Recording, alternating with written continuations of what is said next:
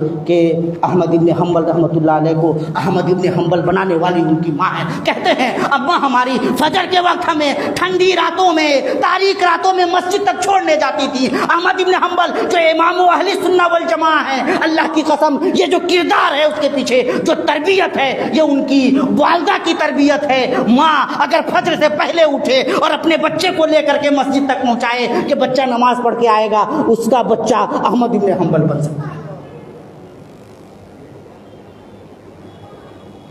आपने अपनी गोद की अजमत पहचाननी है।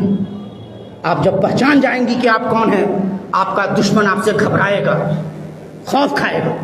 आपकी हैबत अल्लाह तबारक व तआला उनको दिलों में डाल दे। क्यों? आपको जब अल्लाह तबारक व तआला ने पर्दे का भी हुक्म दिया तो उसके साथ साथ फरमाया क्यों? ताकि आपको जान लिया जाए, पहचान लिया जाए। हशमत, इज्जत